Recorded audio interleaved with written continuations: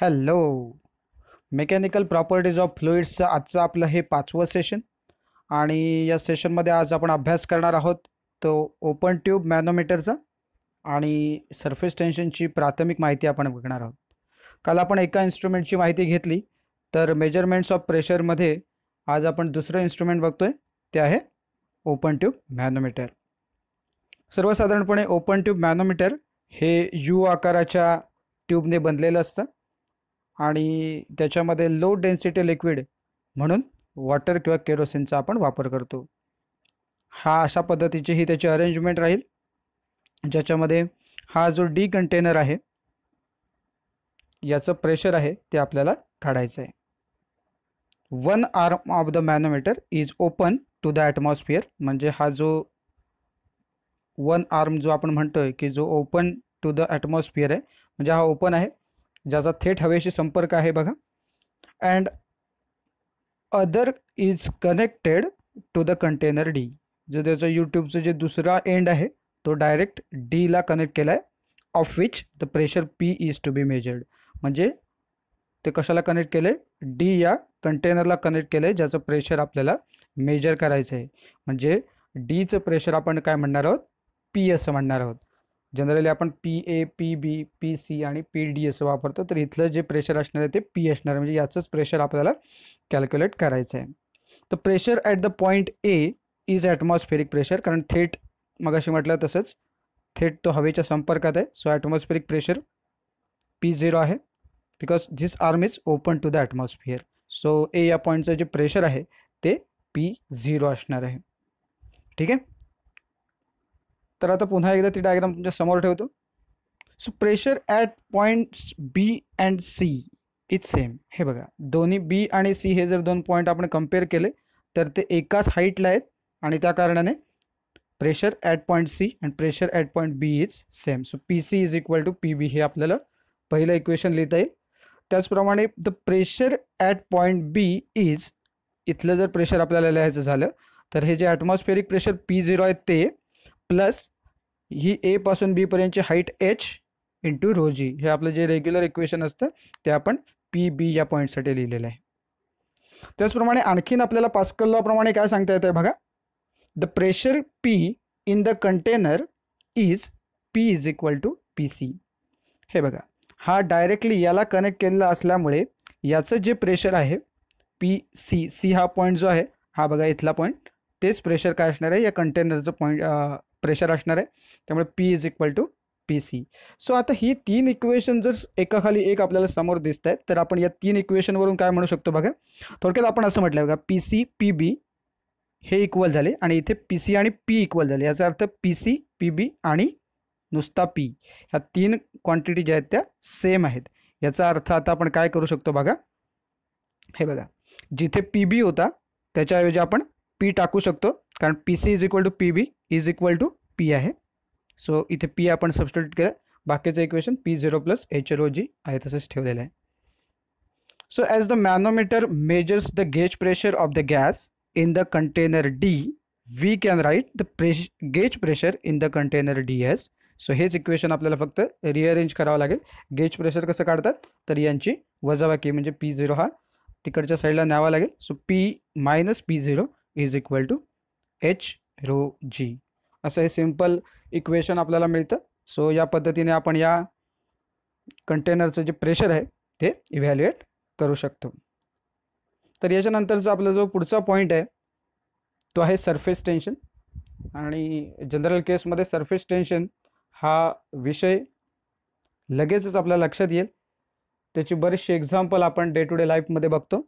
जसं की इथे म्हटलं आहे बघा की water spider walks on the surface of steady water. जेव्हा संथ पाणी असेल, स्टेडी पाणी असेल, तेव्हा जो पाण्यामधला जो स्पायडर आहे, जो कोळी आहे, तो त्याच्यावर फिरतो. किंवा ग्रीस लावलेलं जे निडल आहे ते स्टेडी सरफेसवरती पाण्याच्या तरंगताना आपल्याला बघितलेलं आहे आपण.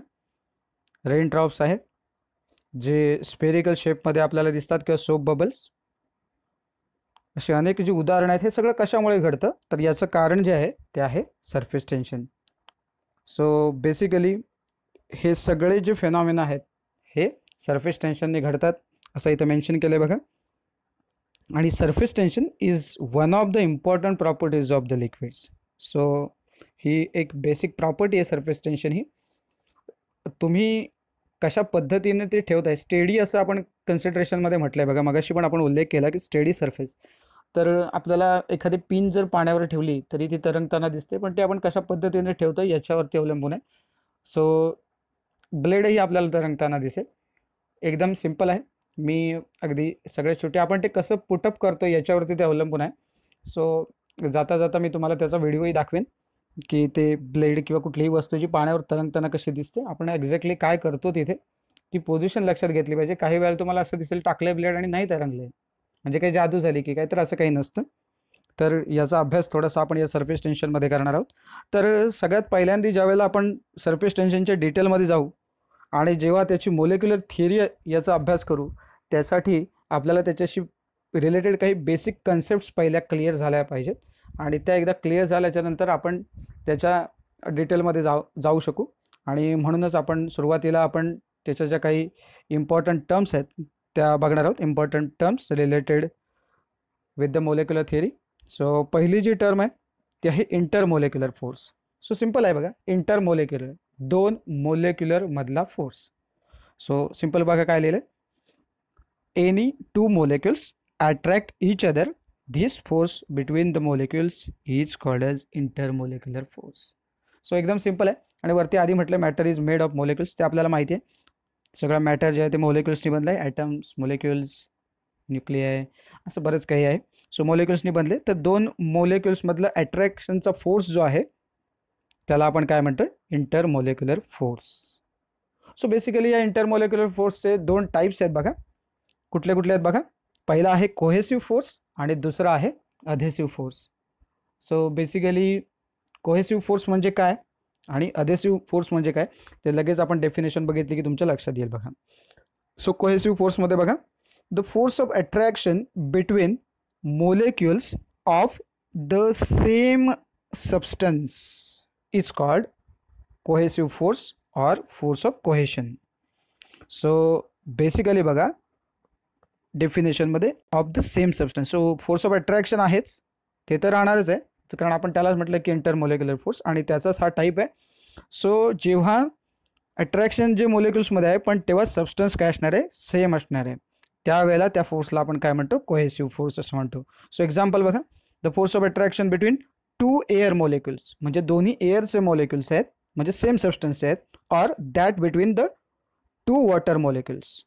सो दोन वॉटर मोलेक्युल्समधलं फोर्स ऑफ अट्रॅक्शन, सो याला आपण काय म्हणू शकतो, कोहेसिव्ह फोर्स.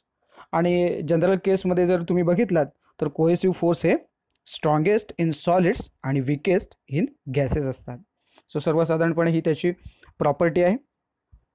आणि त्यानंतर आपण बघणार आहोत तो दुसरा अधेसिव्ह फोर्स. आता हे जेव्हा तुम्ही बघाल तेव्हा पहिल्यांदाही कोहेसिव्ह फोर्स बघितल्यामुळे कदाचित तुमच्या लगेच लक्षातही आलं असेल की इथे काय अपेक्षित आहे, कारण मगाशी मुद्दामून मी तिथे बोलताना जास्त जोर दिला होता का सेम सबस्टन्स, म्हणजे इथे कोहेसिव्हमध्ये काय झाले तर सेम सबस्टन्समधला फोर्स ऑफ अट्रॅक्शन होता. आता फोर्स ऑफ अट्रॅक्शन आहे पण सेम सबस्टन्स नाही आहे, तर वेगळा किंवा डिफरंट असा सबस्टन्स असू शकतो. सो बघूया डेफिनेशन काय सांगते. The force of attraction between the molecules of different substances is called as adhesive force or force of adhesion. तुम्ही ती फेविकॉलची जाहिरात बघितली असेल टी व्हीवरती, त्याच्यामध्ये ते म्हणतात की मोस्ट पॉवरफुल अधेसिव्ह. सो दोन वेगवेगळ्या सबस्टन्सना जोडणारा जो काही फोर्स आहे तो ते तयार करतं असं त्यांचं म्हणणं आहे. सो फेविकॉल हे दोन सरफेसमध्ये आपण जेव्हा लावतो तेव्हा तिथे फोर्स ऑफ अट्रॅक्शन तयार होईल असं ते म्हणतात. सो एक्झाम्पल बघूया, the force of attraction between glass and the water molecules. Okay, so एक केस जे आहे, एक सबस्टन्स आहे तो ग्लास आहे आणि दुसरा आहे तो वॉटर आहे. म्हणजे जर असं जर का फोर्स ऑफ अट्रॅक्शन असेल तर त्याला आपण काय म्हणणार, फोर्स ऑफ अधेशन किंवा अधेसिव्ह फोर्स असं म्हणणार आहोत. ठीक आहे. सो एवढ्या पार्टमध्ये आपण इंटरमोलेक्युलर फोर्सचा अभ्यास केला. याच्यामध्ये दोन टाईप्स आहेत तेही बघितले. त्यानंतर सगळ्यात महत्त्वाची जी टर्म आपल्या समोर येते ती म्हणजे रेंज ऑफ मोलेक्युलर फोर्स.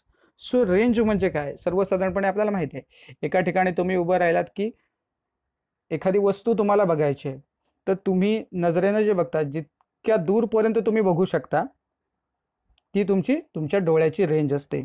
तसं इथे काय होतं की हे जे फोर्स ऑफ अट्रॅक्शन आहे बेसिकली ते किती अंतरापर्यंत राहू शकेल त्याच्यावरती रेंज ऑफ मोलेक्युलर फोर्स ठरते. म्हणजे बघा, the maximum distance from a molecule up to which the molecular force is effective is called a range of molecular force. म्हणजे जे जास्तीत जास्त किती अंतरापर्यंत हे मोलेक्युलर फोर्स एक्झिस्ट होऊ शकतो, कारण एका सर्टन पॉईंटपर्यंत काय होईल, त्या 2 पॉईंटमध्ये किंवा त्या 2 मोलेक्युलमध्ये फोर्स ऑफ अट्रॅक्शन असेल. पण एकदा का तो त्याच्या रेंजमधून बाहेर पडला किंवा एका विशिष्ट अंतराच्या बाहेर गेला तर त्या दोघांमध्ये काय राहणार नाही, फोर्स ऑफ अट्रॅक्शन राहणार नाही. म्हणजे जास्तीत जास्त अंतर जिथपर्यंत काय असेल दोघांमध्ये फोर्स ऑफ अट्रॅक्शन असेल ते अंतर म्हणजे रेंज ऑफ मोलेक्युलर फोर्स असेल. सो डायग्राम बघा म्हणजे तुमच्या लक्षात येईल. हे बघा, सो आता जर तुमचा हा जो सेंटर आहे हा जर तुम्ही पकडलात इथे, समजा ए ही डायग्राम आपण बघतोय, तर हे जे अंतर आहे समजा, तर तो एवढ्या पूर्ण अंतरापर्यंत हे स्फेरिकल दिसेल आपल्याला. हे 2 डायमेन्शनल म्हणून सर्कल दिसते. सो 3 डायमेन्शनल म्हणून स्पियर कन्सिडर करा. सो सगळ्या डिरेक्शनमध्ये तो जास्तीत जास्त किती अंतरापर्यंत 2 मोलेक्युलमध्ये अट्रॅक्शन राहू शकेल ते अंतर म्हणजेच काय आहे, रेंज ऑफ मोलेक्युलर फोर्स. म्हणजे समजा इथपासून समजा इथे गेलात तर इथपर्यंत काय आहे की ह्या इथल्या मोलेक्युलमध्ये आणि या पॉईंटवरच्या मोलेक्युलमध्ये काय आहे, फोर्स ऑफ अट्रॅक्शन आहे. तर इथपर्यंतची रेंज आहे. पण समजा हा मोलेक्युल इथे गेला तर काय होईल, यांच्यात फोर्स ऑफ अट्रॅक्शन नाही, म्हणजे इथे रेंज आपल्या भाषेत गेली. म्हणजेच ही जी रेंज आहे ते हे मॅक्सिमम डिस्टन्स असणार आहे. ठीक आहे. So intermolecular forces are effective up to a distance of काय म्हटलं बघा, of the order of few nanometers. So अंतर किती कमी आहे ते बघा. त्यामुळे इतक्या कमी अंतरावरती अर्थातच मोलेक्युलमधला फोर्स आहे, त्यामुळे मोलेक्युल आपल्याला माहिती आहे. सो त्यांच्यामधलं जे काही डिस्टन्स असणार आहे ते किती असणार आहे बघा. सो या पद्धतीने जर बघितलात तर इथे 10⁻⁹ हवं आहे, फक्त इथे मायनस इथे दिसत नाही, हे कन्सिडर करा. 10⁻⁹ असायला हवं. सो जर 10⁻⁹ असेल, इतकं कमी अंतर असेल तर डेफिनेटली हे अंतर फारच कमी आहे. आणि आपल्याला हे माहिती आहे की जर अंतर कमी असेल तर त्याची काय होईल, रेंज जी आहे ती एकदम शॉर्ट रेंज आहे. सो ते काय आहेत, शॉर्ट रेंज फोर्सेस आहेत. सो इझिली ते आपल्या लक्षात येईल. सो इथे फक्त लक्षात ठेवा, इथे करेक्शन आहे, 10⁻⁹ नाही आहे, 10⁻⁻ आहे. फक्त इथलं मायनस साईन इथे जे ते प्रिंट झालेलं नाही आहे. त्यानंतर दुसरी जी आपली डेफिनेशन आपण बघणार आहोत ती बघा, sphere of influence. So sphere of influence म्हणजे काय, जर तुमच्या हा कन्सेप्ट लक्षात आला असेल तर an imaginary sphere with a molecule at its centre and radius equal to the molecular range is called the sphere of influence of the molecule. So imaginary sphere म्हणजे आत्ता आपण काय बघितलं होतं, ही बघा डायग्राम तुमच्या समोर ठेवतो. हे ते अंतर आहे म्हटलं आपण, इथपासून हा पॉईंट आणि हा पॉईंट, ही जी आहे तिला रेंज असं आपण म्हटलंय. तर ही जी रेंज आहे हीच आपली रेडियस आहे असं समजून तुम्ही पूर्ण सगळ्या याच्यावरती एक स्फिअर ड्रॉ केलीत इमॅजिनरी. तर ही जी स्फिअर आहे ती आहे स्फिअर ऑफ इन्फ्लुएन्स. म्हणजे एवढ्या याच्यामध्ये 2 मोलेक्युल्स असतील तर त्यांच्यामध्ये फोर्स ऑफ अट्रॅक्शन राहणार आहे. थोडक्यात हा इन्फ्लुएन्स कायम राहणार आहे, म्हणून याला आपण काय म्हणतोय, स्फिअर ऑफ इन्फ्लुएन्स. त्यानंतर पुढची डेफिनेशन बघा, सरफेस फिल्म. हे सुद्धा तुमच्या लगेच लक्षात येईल बघा. The surface layer of the liquid with thickness equal to the range of intermolecular force is called the surface film. म्हणजे बघा आता ही केस बघा सी मोलेक्युलमधली, तर याच्यामध्ये तुम्हाला दिसेल की ते काय म्हणतात, the surface layer of the liquid with thickness equal to the range of the, ही रेंज म्हणजे रेडियस आपल्या भाषेत इथली. तर ही जर तुम्ही पकडलीत तर ही जी पूर्ण आपल्याला ही XY आणि ही X', ही जी आहे टोटल, ही आपली काय असणार आहे, सरफेस फिल्म असणार आहे. सो एकदम सिंपल आहे. सो हा XY आणि हा X', याच्यामधलं जे अंतर आहे हीच आपली सरफेस फिल्म असणार आहे. कसं ओळखताय तुम्ही, काय आहे, तर त्याची जी थिकनेस आहे ती केवढी असली पाहिजे, रेंज ऑफ मोलेक्युलर फोर्स, म्हणजे ही range of the molecular force आहे आपली, बरोबर ना. सो या हिशोबाने जेव्हा आपण पकडणार आहोत, जेव्हा मगाशी आपण बघितलं होतं इथपासून इथपर्यंत, तर तसंच हे आहे. सो हे जे आहे ती आपली सरफेस फिल्म आहे. आणि सगळ्यात शेवटची त्याच्याशी रिलेटेड डेफिनेशन काय आहे बघा, free surface of the liquid. So free surface of the liquid म्हणजे काय, तर सर्वसाधारणपणे हे बघितल्याच्या नंतरच तुमच्या लक्षात येईल काय आहे, तर असा सरफेस जो फ्री आहे. म्हणजेच कुठला, आता इथे जर ही जर डायग्राम आपण समोर बघितली तर तुमच्या काय लक्षात येईल सांगा. ही जर डायग्राम आपण बघितली तर त्याचा फ्री सरफेस कुठला दिसतोय, ऑब्विसली येस, कुठला, XY. सो XY हा जो आहे तो काय करतोय, सो लिक्विडशी पण टचमध्ये आहे आणि तो डायरेक्ट ॲटमॉस्फिअरशी रिलेटेड आहे. सो ही जी XY आपण काय म्हणूया त्याला, XY ही लेअर जी आहे बेसिकली ती लेअर म्हणजेच काय आहे, आपला free surface of the liquid आहे. तर आज आपण या सगळ्या बेसिकली सगळ्या त्या बेसिक डेफिनेशन ज्या होत्या एकदा डेफिनेशन बघून घेऊया. It is the surface of the fluid which does not experience any shear stress, असं थेट म्हटलं. सो सिम्पली जो शिअर स्ट्रेस फील करत नाही, basically free surface of the liquid असं म्हटल्यानंतर जो ओपोनंटच्या साईडला आहे हे इझिली आपल्या लक्षात येईल. सो होमवर्क काय बघा, write SI unit and dimensions of surface tension. So surface टेन्शनचं SI युनिट काय असेल याचा विचार करा. बेसिकली टेन्शन हा शब्द तिथे आहे त्यामुळे थोडंसं लॉजिक लावा. सरफेस टेन्शनचं SI युनिट, आणि एकदा SI युनिट तुम्हाला कळलं तर त्याच्यावरून डायमेन्शन्स कशा काढायच्या ते तुम्हाला माहीतच आहे. त्यामुळे SI युनिट आणि डायमेन्शन सरफेस टेन्शनचे काढा, प्रयत्न करा, नक्की जमेल. तुर्तास एवढंच, धन्यवाद.